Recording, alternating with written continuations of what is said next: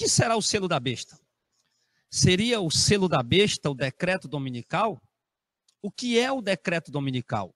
Os adventistas do sétimo dia têm propagado uma doutrina onde eles afirmam que o selo da besta será o decreto dominical, que o selo da besta será a guarda do domingo.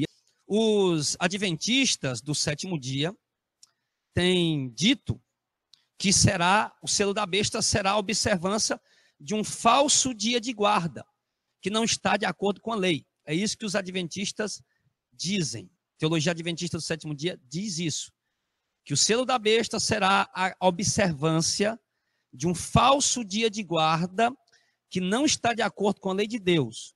Ou seja, seria uma lei mundial que surgiria com as forças dos Estados Unidos, que representaria o poder político, e a força do Vaticano, que representaria o poder religioso, que na teologia adventista representa, ou são as duas bestas, onde se obriga a trabalhar no sábado e descansar no domingo. Então, os adventistas do sétimo dia ensinam que a marca da besta será o decreto dominical, que é exatamente isso. É uma lei mundial, de acordo com eles, é de acordo com o pensamento adventista, com a teologia adventista, que um dia surgirá uma lei mundial que obrigará as pessoas a trabalhar de segunda a sábado e o dia de descanso será o domingo. De modo que quem não aceitar trabalhar no sábado, segundo a teologia adventista, vai ser morto, vai ser assassinado, vai ser perseguido, vai ser tido por rebelde, que não quiser trabalhar no sábado.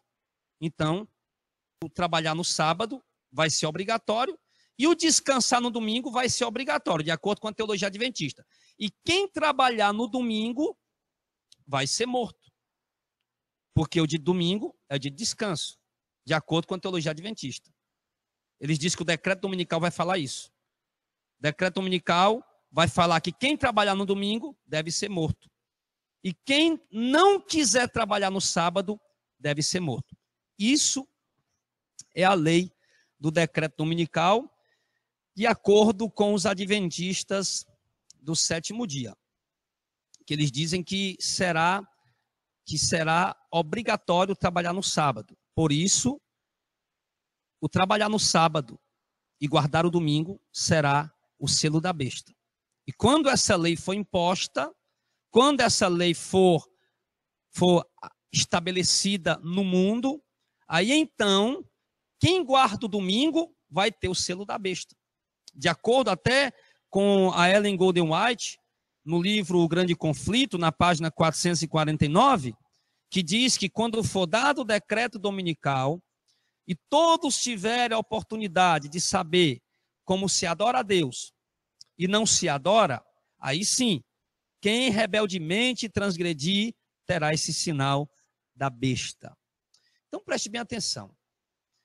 A Ellen Golden White fez essa previsão lá pelo ano de 1882, e ela escreveu isso nos primeiros escritos também, né? Tanto no livro Grande Conflito, como nos primeiros escritos, na página 282, lá pelo ano de 1882, quando a Ellen Golden White disse, né, pelas visões que ela andou tendo, diz o adventista que ela teve mais de 2.000 visões e sonhos, e em algumas dessas visões e sonhos ela viu isso, que os poderes da terra estavam se organizando para criar uma lei, para fazer com que as pessoas negassem o dia de descanso estabelecido por Deus, que era o sábado, e trabalhassem no sábado e passassem a descansar no domingo.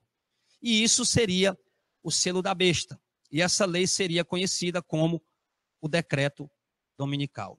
Agora, por que eles dizem que o selo da besta será a guarda do domingo? Por que eles dizem que a marca da besta, que o selo da besta, que o sinal de identificação nos últimos dias, o sinal de identificação dos servos de Satanás e dos servos de Deus seria os servos de Deus, o sinal de identificação deles, o selo de identificação deles, a marca de identificação deles, selo de Deus na vida deles seria a guarda do sábado. E o selo de Satanás, a marca da besta, o selo da besta, nos seus servos seria a guarda do domingo e a negação da guarda do sábado. Em que eles se baseiam nisso? Primeiro, eu quero dizer para você o seguinte, que eles se baseiam equivocadamente em Ezequiel, capítulo 20, verso 12 e verso 20, que está escrito assim, o verso 12.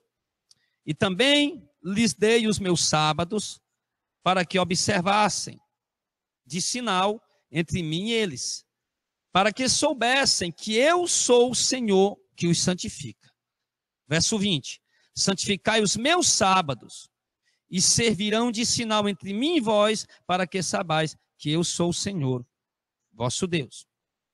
A Ellen Golden White, Ellen G. White foi quem criou essa doutrina do decreto dominical. A Ellen Golden White foi quem criou essa doutrina, essa teologia fajunta, deturpada, distorcida, com sonhos dela que ela tinha, com as visões que ela tinha. A Ellen Golden White foi quem criou isso, meu irmão.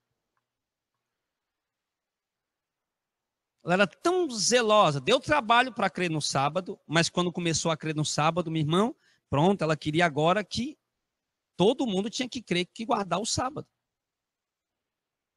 Quando ela passou a crer que tinha que guardar o sábado, então ela queria agora que todo mundo guardasse o sábado. Claro que hoje, maliciosamente, os teólogos adventistas dizem que quem guarda o domingo hoje não tem o selo da besta, não. Mas quando o decreto dominical sair, aí sim, quem guardar o domingo, aí sim terá o selo da besta. E que eles hoje, você sabe o que é que eles dizem que eles são? Que eles hoje são aquele anjo, que quando o juízo de Deus, em Apocalipse, o juízo de Deus ia ser enviado à terra, diz, não, segure os 4 ventos da terra, até que seja posto o sinal de Deus na testa dos seus escolhidos. E eles se dizem ser aquele anjo que está colocando o sinal de Deus na testa do povo de Deus, ou seja, que está despertando o povo a guardar o sábado, para que quando o juízo vier, não tocar no povo que guarda o sábado, tocar só no povo que guarda o domingo, porque o povo que guarda o domingo é o povo que tem o selo da besta. Isso, eles criaram tudo isso, amados. Eles inventaram toda essa teologia deturpada e equivocada, alicerçado principalmente em Ezequiel capítulo 20, no versículo 12 e no versículo 20.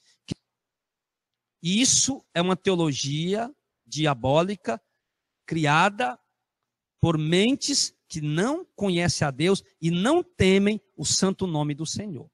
Porque se temesse o santo nome do Senhor, jamais inventaria uma teologia tão absurda quanto esta.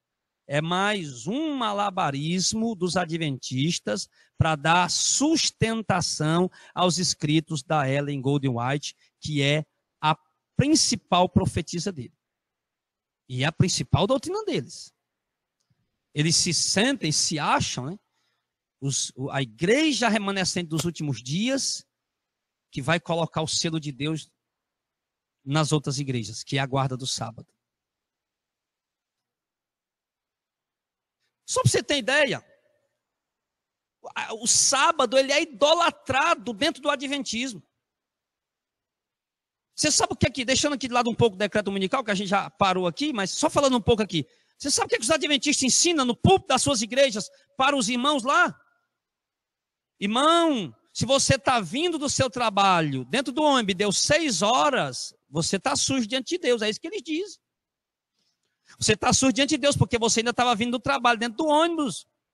Não era para você estar vindo do trabalho dentro do ônibus. 6 horas é para você estar em casa, banhado, sentado com a sua família, com a Bíblia na mão, para receber o santo sábado, para receber o dia do Senhor. Aí quando entrar 6 horas, aí vocês vão e começam a louvar e adorar e exaltar o sábado. Que é isso, meu irmão?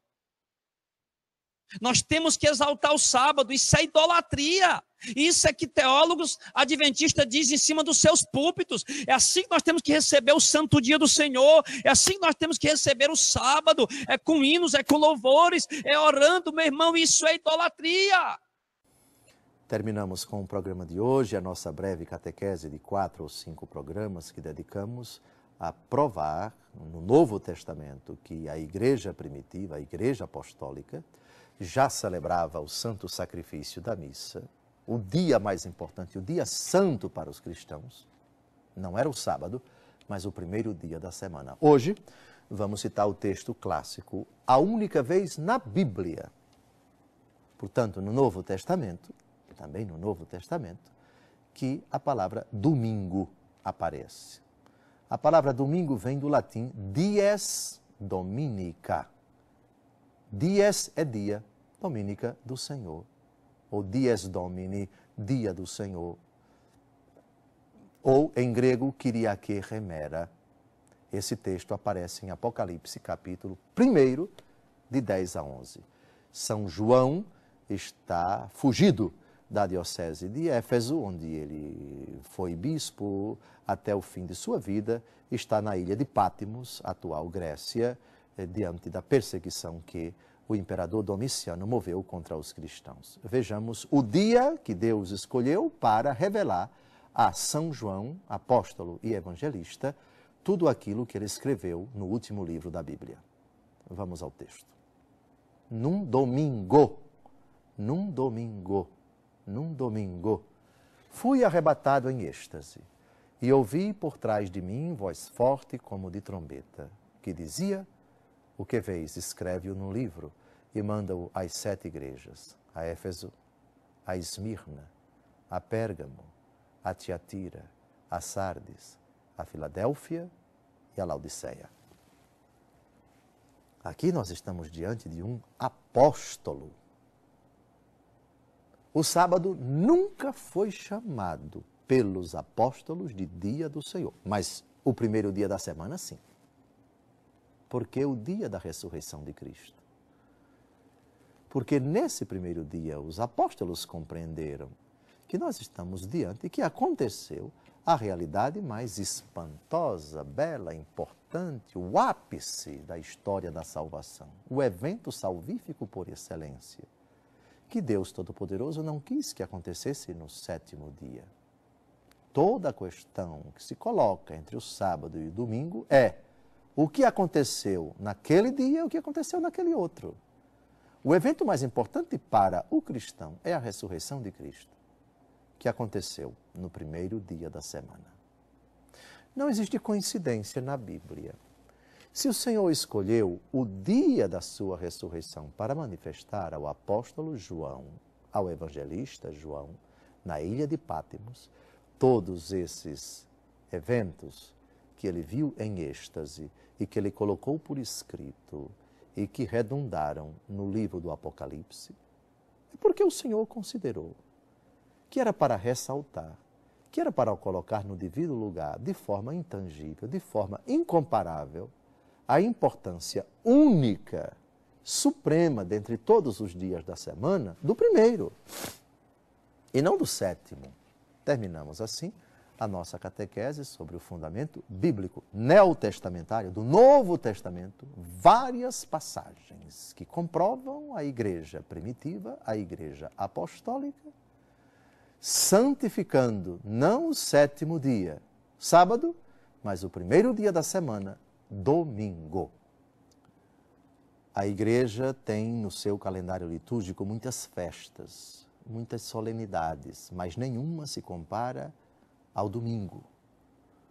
O domingo, na verdade, é o núcleo do ano litúrgico, porque é o dia, como diz o Salmo, e já dedicamos a esse Salmo um programa. Esse é o dia que o Senhor fez para nós. Alegremo-nos e nele exultemos. O dia da vitória de Cristo sobre a morte. Esse dia deve ser celebrado com toda pompa, com toda circunstância, com toda solenidade, particularmente a celebração do santo sacrifício da missa. Disso trata a primeira parte do parágrafo 2177 do Catecismo da Igreja Católica. Vamos ao texto. A celebração dominical do dia e da Eucaristia do Senhor está no coração da vida da Igreja. O domingo, em que se celebra o mistério pascal, por tradição apostólica, deve guardar-se em toda a Igreja como o primordial dia festivo de preceito. Antes de tudo, tradição apostólica. Já vimos nos 5 programas anteriores os fundamentos, os apóstolos celebrando a missa no domingo. Atos capítulo 20, versículo 7, 1 Coríntios capítulo 16, versículo 2 e Apocalipse capítulo 1, versículo 10, onde aparece a palavra domingo. Depois, toda a igreja deve guardar o domingo como primordial dia festivo de preceito. Aprendemos no catecismo guardar domingos e festas de guarda. Nós vamos ver no programa próximo quais são as outras festas de guarda. Ou seja, festas que devem ser guardadas, festas que devem ser observadas, dias festivos mais solenes por excelência. O domingo ocupa um lugar primordial. O dia do Senhor é o dia de alegria, dia de festa. Preceito porque é obrigação, não é proposta. Eu vou à missa se eu quiser, a igreja me convida. Sim, é um convite, mas é uma exortação imperiosa. É um dever sagrado para o cristão católico repousar no primeiro dia da semana e prestar culto de adoração ao Deus que é a causa da nossa alegria no dia em que celebramos a vitória do Filho de Deus que se encarnou, morreu e ressuscitou. Ainda no âmbito do terceiro mandamento da lei de Deus, guardar domingos e festas. Vamos ver o que diz a respeito disso o Catecismo da Igreja Católica, parágrafo 2176.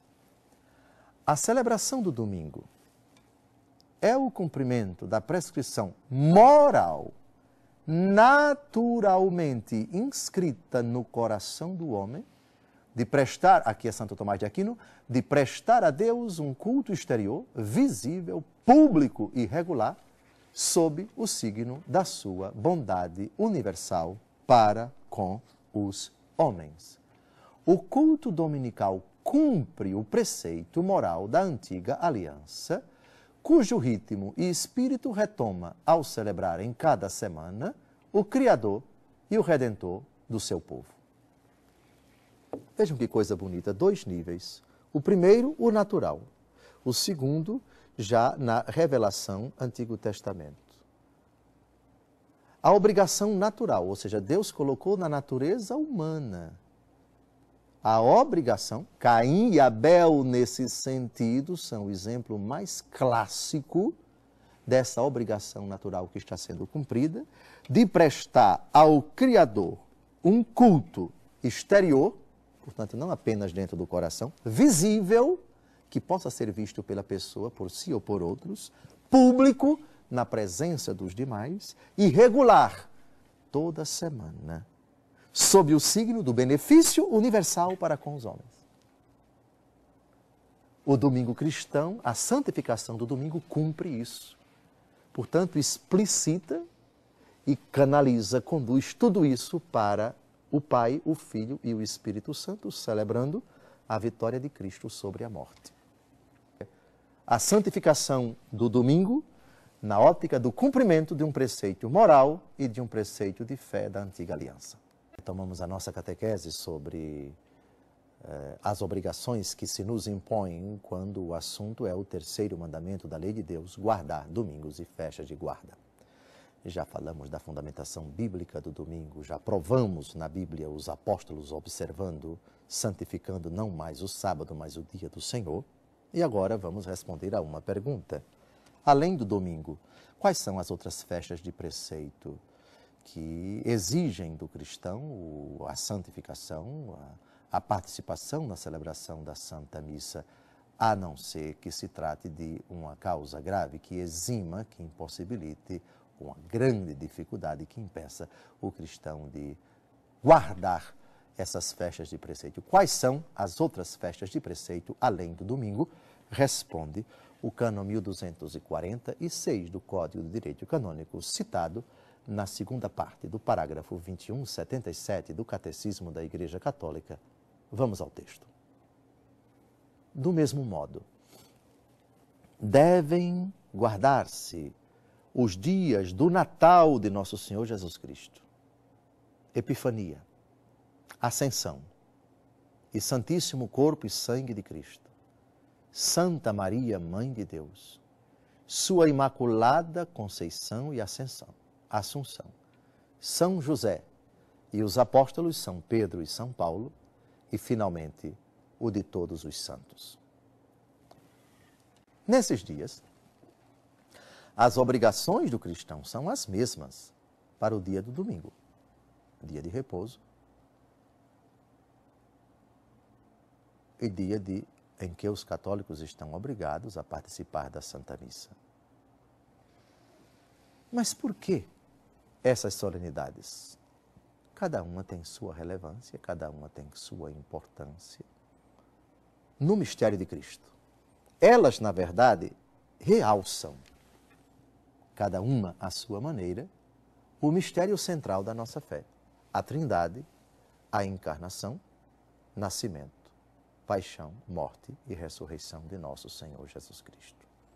Portanto, por disposição da Santa Igreja, o terceiro mandamento da lei de Deus abarca o cumprimento do terceiro mandamento da lei de Deus, guardar domingos e festas de guarda, abarca não apenas o Kyriake Remera, o Dies Dominica, o Dies Domini, o dia do Senhor, domingo, mas, por assim dizer, essas outras festas de guarda são o prolongamento do domingo. Assim, a sua observância, tanto do repouso quanto da participação da Santa Missa, realça, ilustra, explicita, como que prolongando nesses particulares dias do ano, a única realidade da santificação do primeiro dia da semana, o dia do Senhor, o domingo.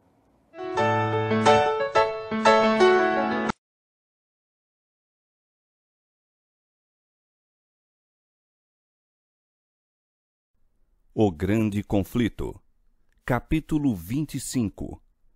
A imutável lei de Deus. Abriu-se no céu o templo de Deus, e a arca do seu concerto foi vista no seu templo. Apocalipse 11:19. A arca do concerto de Deus está no Santo dos Santos, ou lugar santíssimo, que é o segundo compartimento do santuário. No ministério do tabernáculo terrestre, que servia como exemplar e sombra das coisas celestiais, este compartimento se abria somente no grande dia da expiação para a purificação do santuário. Portanto, o anúncio de que o templo de Deus se abrira no céu e de que fora vista a arca de seu concerto indica a abertura do lugar santíssimo do santuário celestial em 1844, ao entrar Cristo ali para efetuar a obra finalizadora da expiação. Os que pela fé seguiram seu sumo sacerdote, ao iniciar ele o ministério no lugar santíssimo, contemplaram a arca de seu concerto. Como houvessem estudado o assunto do santuário, chegaram a compreender a mudança operada no ministério do Salvador e viram que ele agora oficiava diante da arca de Deus, pleiteando com seu sangue em favor dos pecadores. A arca do tabernáculo terrestre continha as 2 tábuas de pedra, sobre as quais se achavam inscritos os preceitos da lei de Deus.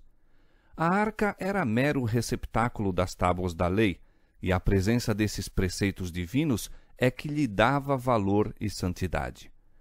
Quando se abriu o templo de Deus no céu, foi vista a arca do seu testemunho. Dentro do Santo dos Santos, no santuário celestial, acha-se guardada sagradamente a lei divina, a lei que foi pronunciada pelo próprio Deus em meio dos trovões do Sinai e escrita por seu próprio dedo nas tábuas de pedra. A lei de Deus no santuário celeste é o grande original de que os preceitos inscritos nas tábuas de pedra, registrados por Moisés no Pentateuco, eram uma transcrição exata. Os que chegaram à compreensão deste ponto importante foram assim levados a ver o caráter sagrado e imutável da lei divina. Viram, como nunca dantes, a força das palavras do Salvador. Até que o céu e a terra passem, nem um jota ou um tio se omitirá da lei. Mateus 5,18. A lei de Deus sendo a revelação de sua vontade, a transcrição de seu caráter, deve permanecer para sempre como uma fiel testemunha no céu. Nenhum mandamento foi anulado, nenhum jota ou tio se mudou. Diz o salmista: para sempre, ó Senhor, a tua palavra permanece no céu. São fiéis todos os seus mandamentos, permanecem firmes para todo o sempre. Salmo 119, 89 e Salmo 111, versos 7 e 8. No próprio centro do Decálogo está o quarto mandamento, conforme foi a princípio proclamado. Lembra-te do dia do sábado para o santificar. 6 dias trabalharás e farás toda a tua obra, mas o 7º dia é o sábado do Senhor teu Deus. Não farás nenhuma obra, nem tu, nem teu filho, nem tua filha, nem o teu servo, nem a tua serva, nem o teu animal, nem o teu estrangeiro que está dentro das tuas portas. Porque em 6 dias fez o Senhor os céus e a terra, o mar e tudo o que neles há, e ao 7º dia descansou. Portanto, abençoou o Senhor o dia do sábado e o santificou. Êxodo capítulo 20, versos 8 a 11. O Espírito de Deus tocou o coração dos que estudavam a sua palavra.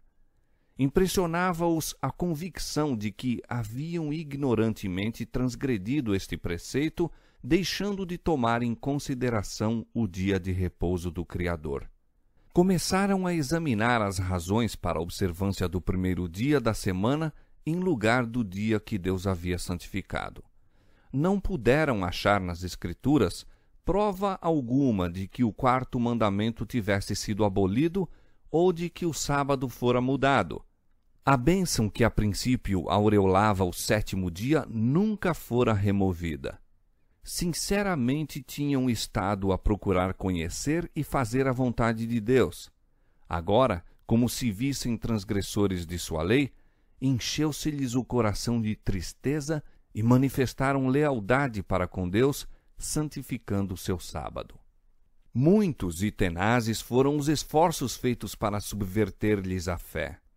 Ninguém poderia deixar de ver que, se o santuário terrestre era uma figura ou modelo do celestial, a lei depositada na arca, na terra, era uma transcrição exata da lei na arca, que está no céu, e que a aceitação da verdade concernente ao santuário celeste envolvia o reconhecimento dos requisitos da lei de Deus e da obrigatoriedade do sábado, do quarto mandamento. Aí estava o segredo da oposição atroz e decidida à exposição harmoniosa das Escrituras, que revelavam o mistério de Cristo no santuário celestial. Os homens procuravam fechar a porta que Deus havia aberto e abrir a que ele fechara. Mas o que abre e ninguém fecha, e fecha e ninguém abre, tinha declarado: Eis que diante de ti pus uma porta aberta, e ninguém a pode fechar. Apocalipse capítulo 3, versos 7 e 8. Cristo abrira a porta, ou o ministério, do lugar santíssimo.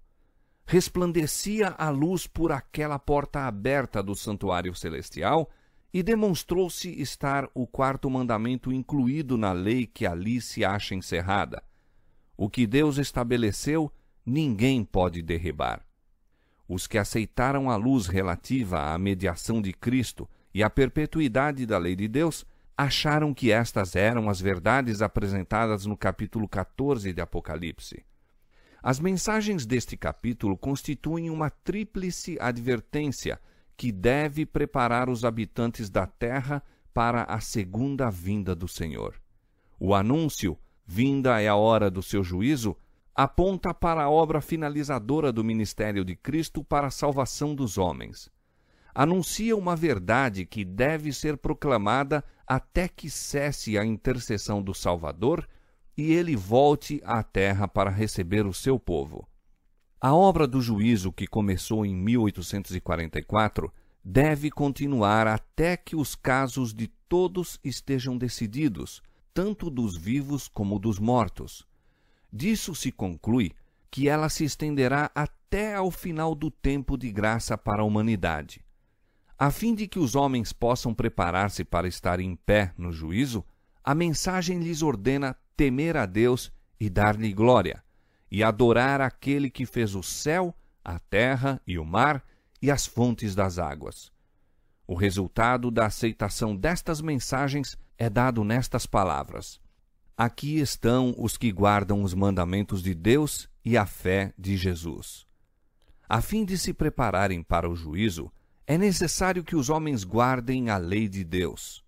Esta lei será a norma de caráter no juízo. Declara o apóstolo Paulo: todos os que sob a lei pecaram, pela lei serão julgados, no dia em que Deus há de julgar os segredos dos homens por Jesus Cristo. E ele diz que os que praticam a lei hão de ser justificados. Romanos capítulo 2, versos 12 a 16. A fé é essencial a fim de guardar-se a lei de Deus, pois, sem fé, é impossível agradar-lhe, e tudo o que não é de fé é pecado. Hebreus 11, 6, Romanos 14, 23. Pelo primeiro anjo, os homens são chamados a temer a Deus e dar-lhe glória, e adorá-lo como o Criador do céu e da terra. A fim de fazer isto, devem obedecer à sua lei. Diz Salomão: teme a Deus e guarda os seus mandamentos, porque este é o dever de todo homem. Eclesiastes 12, 13. Sem a obediência a seus mandamentos, nenhum culto pode ser agradável a Deus. Este é o amor de Deus, que guardemos os seus mandamentos. O que desvia os seus ouvidos de ouvir a lei, até a sua oração será abominável. 1 João 5, 3 e Provérbios 28, 9. O dever de adorar a Deus se baseia no fato de que Ele é o Criador e que a Ele todos os outros seres devem a existência. E onde quer que se apresente na Bíblia seu direito à reverência e adoração acima dos deuses dos pagãos, enumeram-se as provas de seu poder criador. Todos os deuses dos povos são coisas vãs, mas o Senhor fez os céus. Salmo 96, verso 5. A quem, pois, me farei semelhante para que lhe seja semelhante? Diz o santo. Levantai ao alto os vossos olhos e vede quem criou estas coisas. Assim diz o Senhor que tem criado os céus, o Deus que formou a terra e a fez. Eu sou o Senhor, e não há outro. Isaías 40, versos 25 e 26 e 45, verso 18. Diz o salmista: sabei que o Senhor é Deus. Foi Ele e não nós que nos fez povo seu. Ó, vinde, adoremos e prostremo-nos. Ajoelhemo-nos diante do Senhor que nos criou. Salmo 100, verso 3, Salmo 95, verso 6. E os seres santos que adoram a Deus nos céus declaram porque lhe é devida sua homenagem. Digno és, Senhor, de receber glória e honra e poder, porque tu criaste todas as coisas. Apocalipse 4, 11. No capítulo 14 de Apocalipse, os homens são convidados a adorar o Criador. E a profecia revela uma classe de pessoas que, como resultado da tríplice mensagem, observam os mandamentos de Deus. Um desses mandamentos aponta diretamente para Deus como sendo o Criador. O quarto preceito declara: o sétimo dia é o sábado do Senhor teu Deus, porque em 6 dias fez o Senhor os céus e a terra, o mar e tudo o que neles há, e ao 7º dia descansou. Portanto, abençoou o Senhor o dia do sábado e o santificou. Êxodo capítulo 20, versos 10 e 11. Acerca do sábado, diz mais o Senhor ser ele um sinal, para que saibais que eu sou o Senhor vosso Deus. Ezequiel capítulo 20, verso 20. E a razão apresentada é: porque em 6 dias fez o Senhor os céus e a terra, e ao 7º dia descansou e restaurou-se. Êxodo capítulo 31, verso 17. A importância do sábado como memória da criação consiste em conservar sempre presente o verdadeiro motivo de se render culto a Deus, porque Ele é o Criador e nós as suas criaturas. O sábado, portanto, está no fundamento mesmo do culto divino, pois ensina esta grande verdade da maneira mais impressionante e nenhuma outra instituição faz isso. O verdadeiro fundamento para o culto divino, não meramente o daquele que se realiza no sétimo dia, mas de todo o culto, encontra-se na distinção entre o Criador e suas criaturas. Este fato capital jamais poderá tornar-se obsoleto e jamais deverá ser esquecido. Foi para conservar esta verdade sempre perante o espírito dos homens que Deus instituiu o sábado no Éden.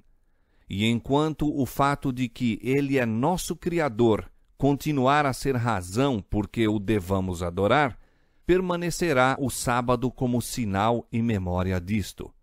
Tivesse sido o sábado universalmente guardado, os pensamentos e afeições dos homens teriam sido dirigidos ao Criador como objeto de reverência e culto, jamais tendo havido idólatra, ateu ou incrédulo. A guarda do sábado é um sinal de lealdade para com o verdadeiro Deus, aquele que fez o céu e a terra e o mar e as fontes das águas. Segue-se que a mensagem que ordena aos homens adorar a Deus e guardar seus mandamentos apelará especialmente para que observemos o quarto mandamento. Em contraste com os que guardam os mandamentos de Deus e têm a fé de Jesus, o terceiro anjo indica outra classe, contra a cujos erros profere solene e terrível advertência. Se alguém adorar a besta e a sua imagem, e receber o sinal na sua testa ou na sua mão, também o tal beberá do vinho da ira de Deus. Apocalipse 14, versos 9 e 10. Para a compreensão desta mensagem, é necessária uma interpretação correta dos símbolos empregados. Que se representa pela besta, pela imagem e pelo sinal? A cadeia de profecias na qual se encontram estes símbolos começa no capítulo 12 de Apocalipse, com o dragão que procurava destruir Cristo em seu nascimento. Declara-se que o dragão é Satanás. Apocalipse 12, verso 9. Foi ele que atuou sobre Herodes, a fim de matar o Salvador. Mas o principal agente de Satanás, ao fazer guerra contra Cristo e seu povo, durante os primeiros séculos da era cristã, foi o Império Romano, no qual o paganismo era a religião dominante. Assim, conquanto o dragão represente primeiramente Satanás, é em sentido secundário símbolo de Roma pagã.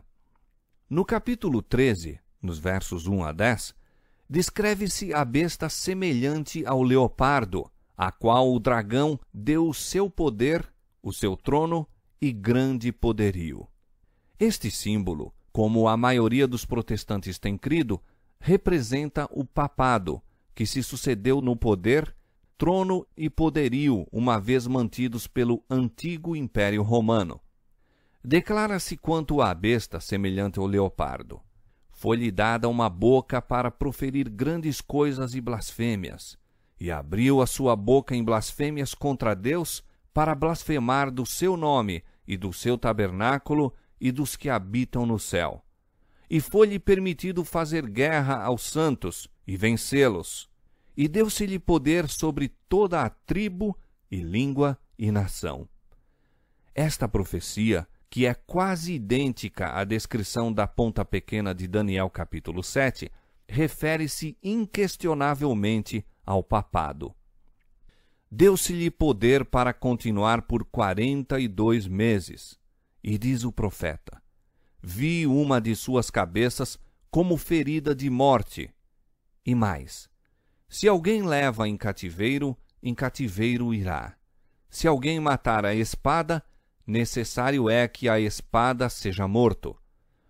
Os 42 meses são o mesmo que tempo, tempos e metade de um tempo, 3 anos e meio, ou 1260 dias, de Daniel capítulo 7, tempo durante o qual o poder papal deveria oprimir o povo de Deus. Este período, conforme se declara nos capítulos precedentes, começou com a supremacia do papado, no ano 538 de nossa era, e terminou em 1798. Nessa ocasião, o Papa foi aprisionado pelo exército francês e o poder papal recebeu a chaga mortal, cumprindo-se a predição: se alguém leva em cativeiro irá. Neste ponto é introduzido outro símbolo. Diz o profeta: vi subir da terra outra besta, e tinha 2 chifres semelhantes aos de um cordeiro. Apocalipse 13, 11. Tanto a aparência desta besta como a maneira por que surgiu indicam que a nação por ela representada é dessemelhante das que são mostradas sob os símbolos precedentes. Os grandes reinos que têm governado o mundo foram apresentados ao profeta Daniel como feras rapinantes que surgiam quando os 4 ventos do céu combatiam no mar grande. Daniel capítulo 7, verso 2. Em Apocalipse capítulo 17, no verso 15, um anjo explicou que águas representam povos e multidões e nações e línguas. Ventos são símbolos de contendas.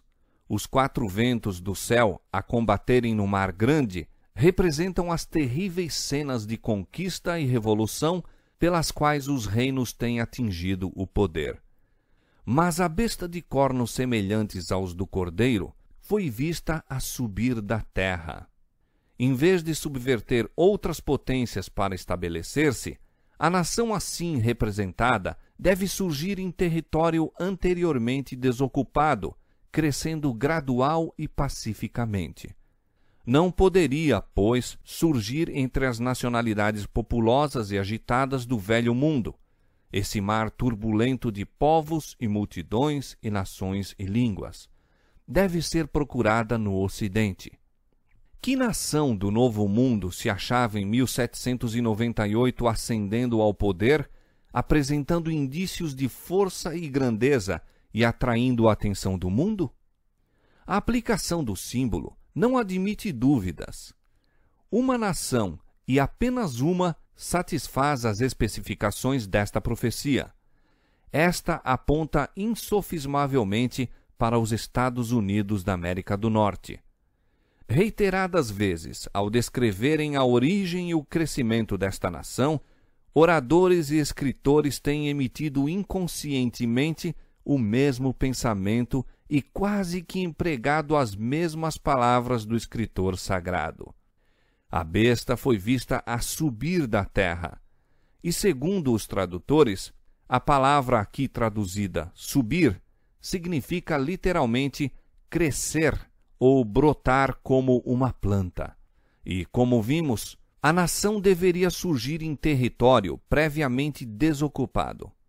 Escritor preeminente descrevendo a origem dos Estados Unidos fala do mistério de sua procedência do nada.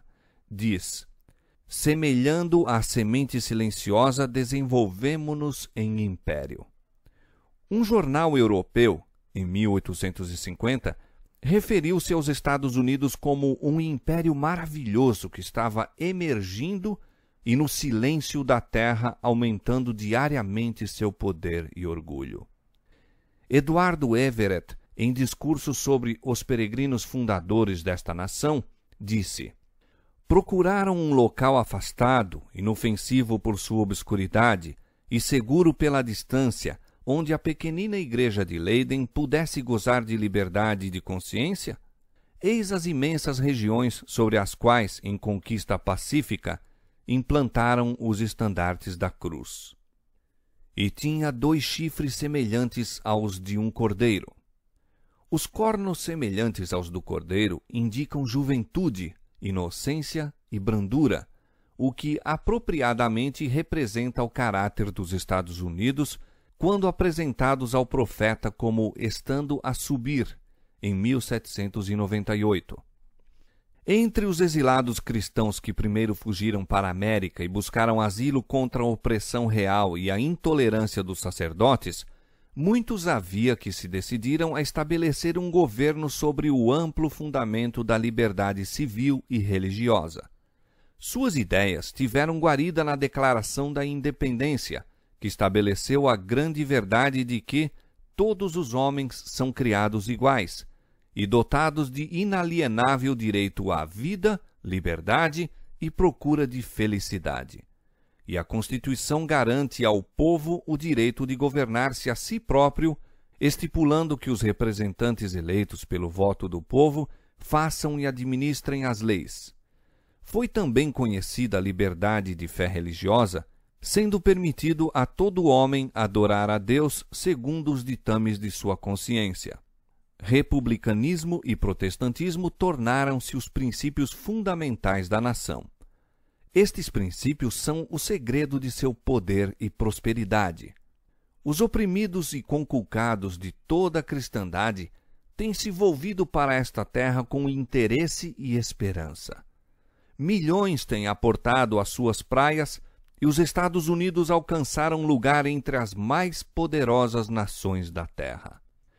Mas a besta de cornos semelhantes aos do cordeiro falava como o dragão, e exerce todo o poder da primeira besta na sua presença, e faz que a terra e os que nela habitam adorem a primeira besta, cuja chaga mortal foi curada, e dizendo aos que habitam na terra que fizessem uma imagem à besta que recebera a ferida da espada e vivia. Apocalipse capítulo 13, versos 11 a 14. Os cornos semelhantes aos do cordeiro e a voz de dragão deste símbolo indicam contradição flagrante entre o que professa e pratica a nação assim representada. A fala da nação são os atos de suas autoridades legislativas e judiciárias. Por esses atos, desmentirá os princípios liberais e pacíficos que estabeleceu como fundamento de sua política. A predição de falar como o dragão e exercer todo o poder da primeira besta claramente anuncia o desenvolvimento do espírito de intolerância e perseguição que manifestaram as nações representadas pelo dragão e pela besta semelhante ao leopardo. E a declaração de que a besta de 2 cornos faz com que a terra e os que nela habitam adorem a primeira besta, indica que a autoridade desta nação deve ser exercida impondo ela alguma observância que constituirá ato de homenagem ao papado. Semelhante atitude seria abertamente contrária aos princípios deste governo, ao espírito de suas instituições livres, às afirmações insofismáveis e solenes da Declaração da Independência e à Constituição. Os fundadores da nação procuraram sabiamente prevenir o emprego do poder secular por parte da Igreja, com seu inevitável resultado, intolerância e perseguição. A Magna Carta estipula que o Congresso não fará lei quanto a oficializar alguma religião ou proibir o seu livre exercício, e que nenhuma prova de natureza religiosa será jamais exigida como requisito para qualquer cargo de confiança pública nos Estados Unidos. Somente em flagrante violação destas garantias à liberdade da nação poderá qualquer observância religiosa ser imposta pela autoridade civil, mas a incoerência de tal procedimento não é maior do que o que se encontra representado no símbolo. É a besta de cornos semelhantes aos do cordeiro, professando-se pura, suave e inofensiva, que fala como dragão. Dizendo aos que habitam na terra que fizessem uma imagem à besta. Aqui se representa claramente a forma de governo em que o poder legislativo emana do povo. Uma prova das mais convincentes de que os Estados Unidos são a nação indicada na profecia. Mas o que é a imagem da besta? E como será ela formada? A imagem é feita pela besta de 2 cornos e é uma imagem à primeira besta. É também chamada imagem da besta. Portanto, para sabermos o que é a imagem e como será formada, devemos estudar os característicos da própria besta, o papado. Quando se corrompeu a primitiva igreja, afastando-se da simplicidade do evangelho e aceitando ritos e costumes pagãos, perdeu o espírito e o poder de Deus, e para que pudesse governar a consciência do povo, procurou o apoio do poder secular. Disso resultou o papado, uma igreja que dirigia o poder do Estado e o empregava para favorecer aos seus próprios fins, especialmente na punição da heresia. A fim de formarem os Estados Unidos uma imagem da besta, o poder religioso deve, a tal ponto, dirigir o governo civil para que a autoridade do Estado também seja empregada pela Igreja para realizar os seus próprios fins. Quando quer que a Igreja tenha obtido o poder secular, empregou ela para punir a discordância às suas doutrinas. As igrejas protestantes que seguiram os passos de Roma, formando aliança com os poderes do mundo, têm manifestado desejo semelhante de restringir a liberdade de consciência.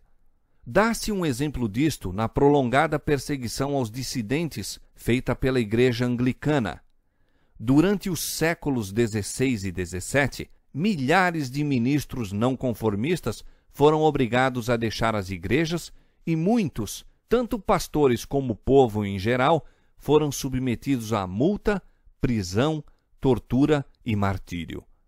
Foi a apostasia que levou a igreja primitiva a procurar o auxílio do governo civil, e isto preparou o caminho para o desenvolvimento do papado, a besta. Disse Paulo que havia de vir a apostasia e manifestar-se o homem do pecado. 2 Tessalonicenses, capítulo 2, verso 3. Assim, a apostasia na igreja preparará o caminho para a imagem à besta. A Escritura Sagrada declara que, antes da vinda do Senhor, existirá um estado de decadência religiosa semelhante à dos primeiros séculos.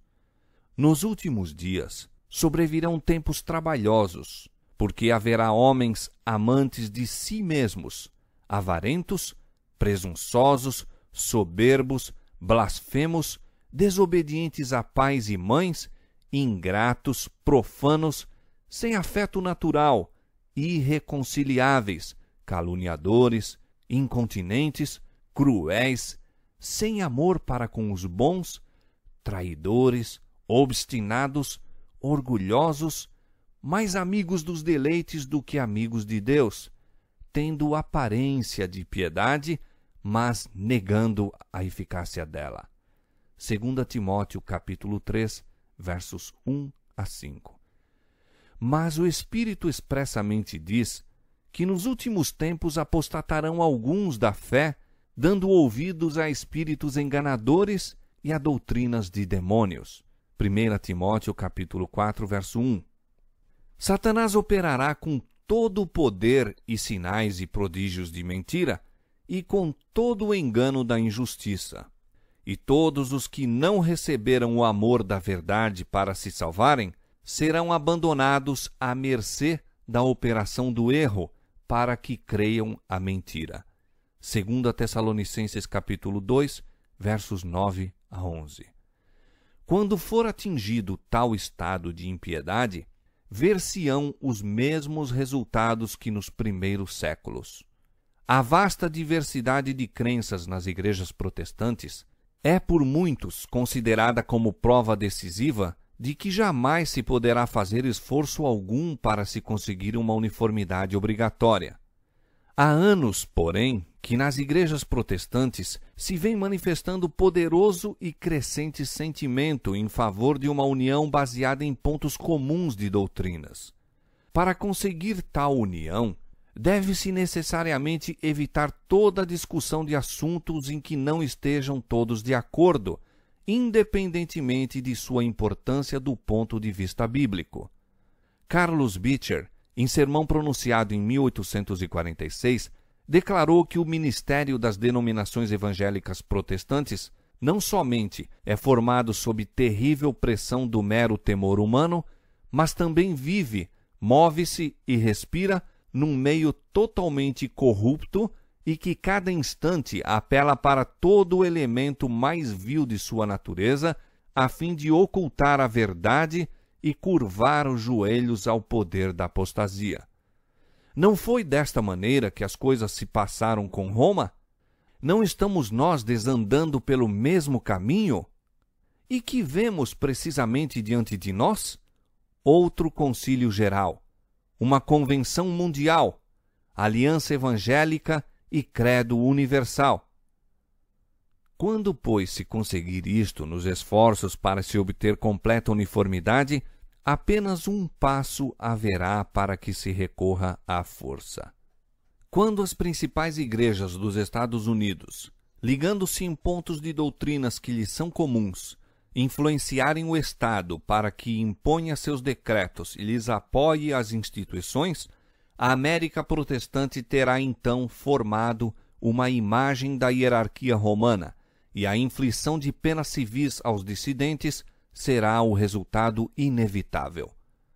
A besta de 2 chifres faz que a todos, pequenos e grandes, ricos e pobres, livres e servos, lhe seja posto um sinal na sua mão direita ou nas suas testas, para que ninguém possa comprar ou vender, senão aquele que tiver o sinal, ou o nome da besta, ou o número do seu nome.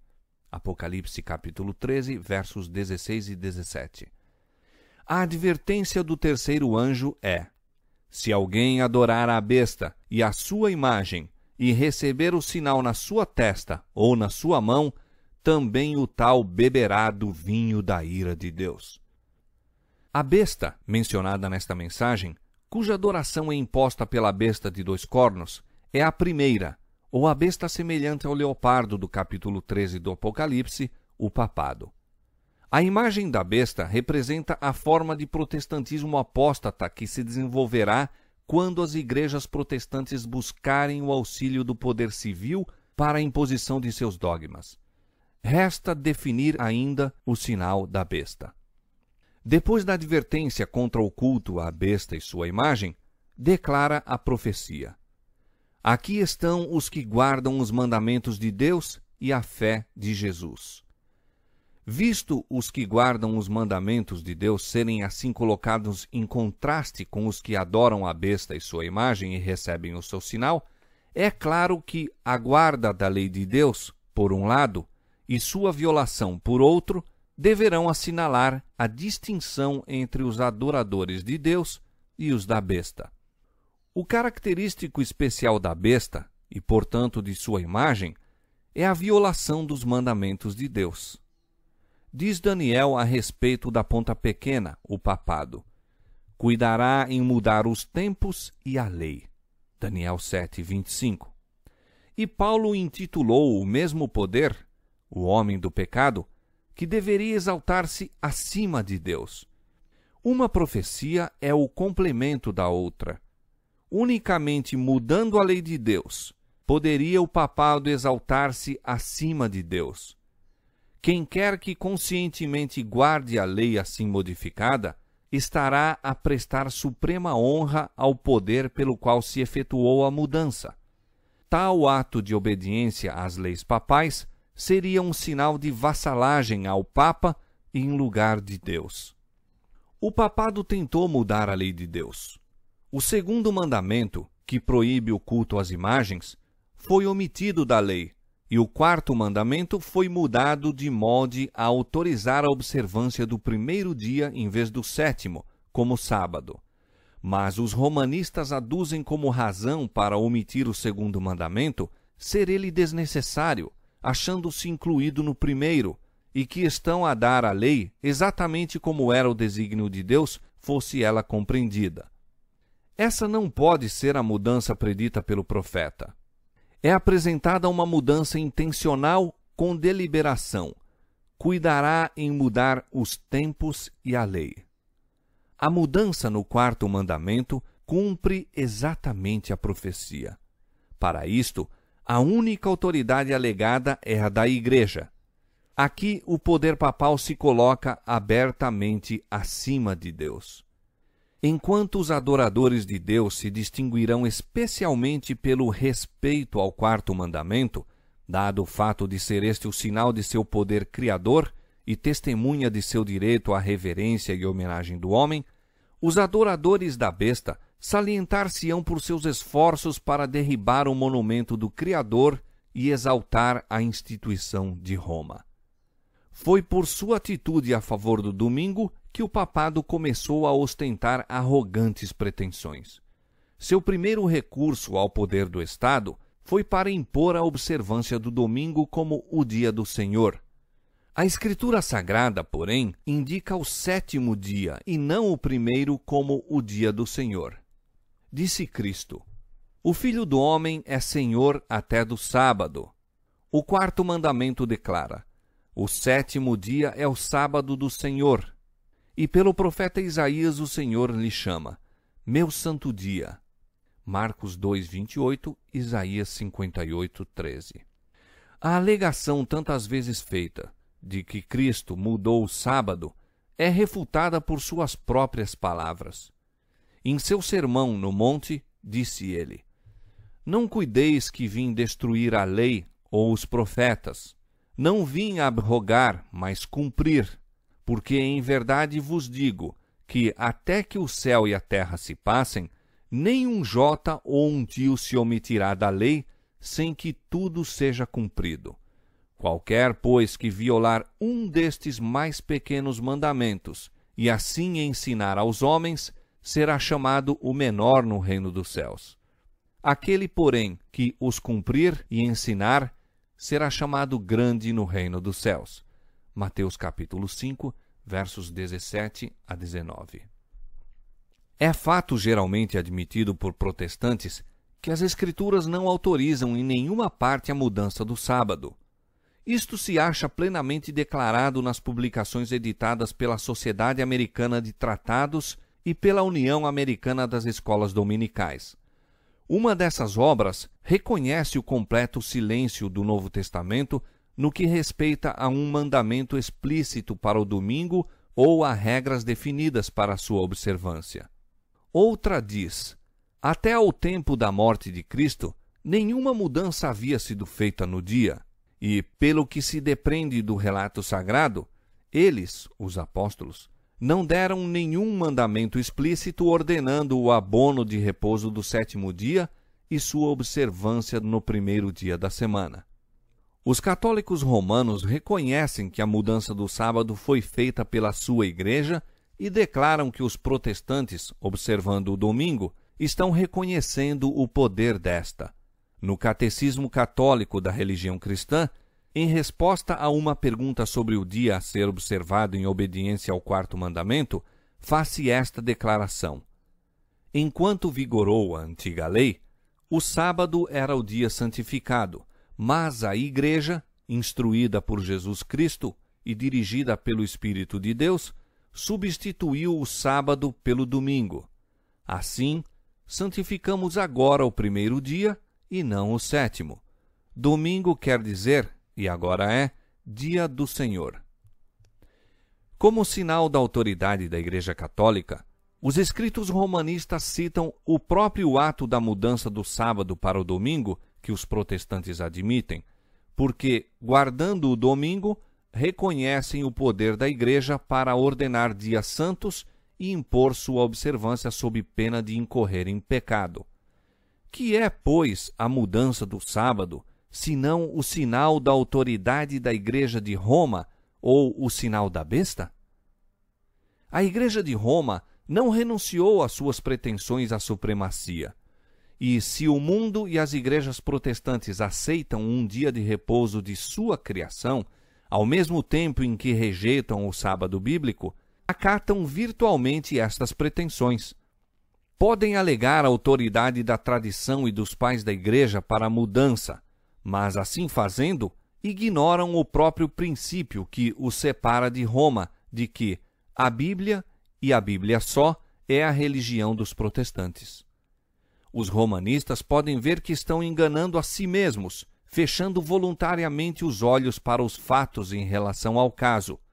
À medida que ganha terreno o movimento em favor do repouso dominical obrigatório, eles se regozijam na certeza de que, por fim, todo o mundo protestante será reunido sob a bandeira de Roma.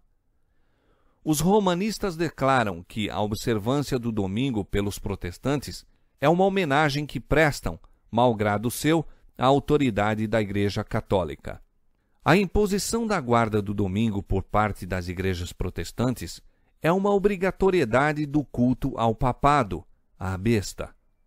Os que, compreendendo as exigências do quarto mandamento, preferem observar o sábado espúrio em lugar do verdadeiro, estão desta maneira a prestar homenagem ao poder pelo qual somente é ele ordenado.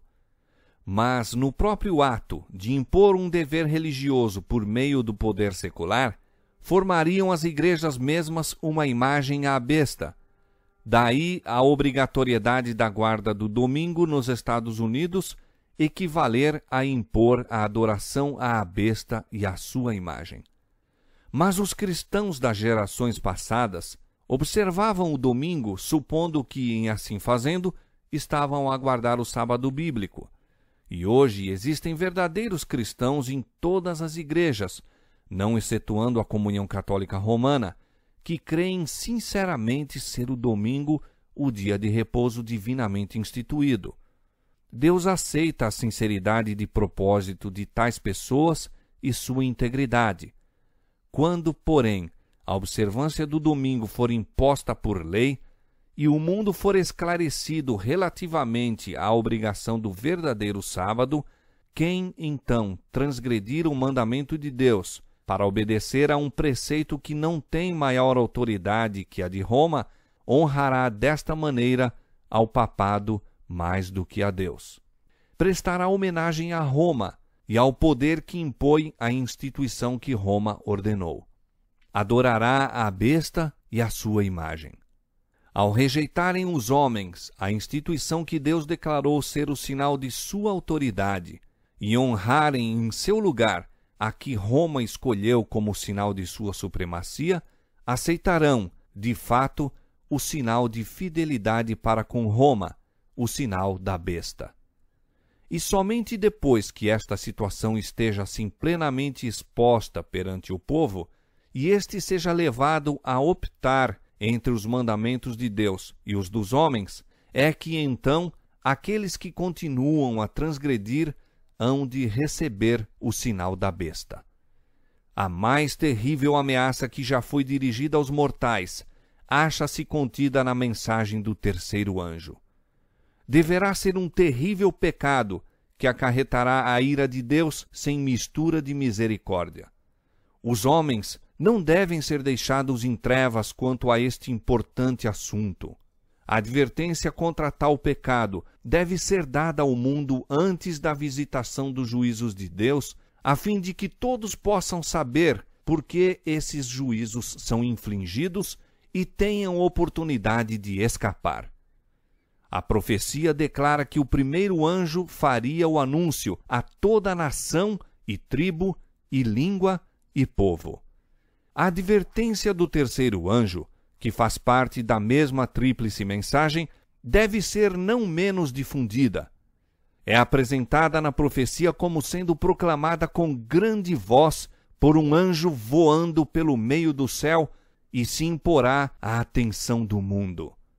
No desfecho desta controvérsia, toda a cristandade estará dividida em duas grandes classes: os que guardam os mandamentos de Deus e a fé de Jesus, e os que adoram a besta e sua imagem e recebem o seu sinal. Se bem que a Igreja e o Estado reúnam o seu poder a fim de obrigar a todos, pequenos e grandes, ricos e pobres, livres e servos, a receberem o sinal da besta, o povo de Deus, no entanto, não o receberá. O profeta de Patmos contempla os que saíram vitoriosos da besta e da sua imagem, e do seu sinal e do número do seu nome, que estavam junto ao mar de vidro e tinham as harpas de Deus, e cantavam o cântico de Moisés e o cântico do Cordeiro. Apocalipse capítulo 15, versos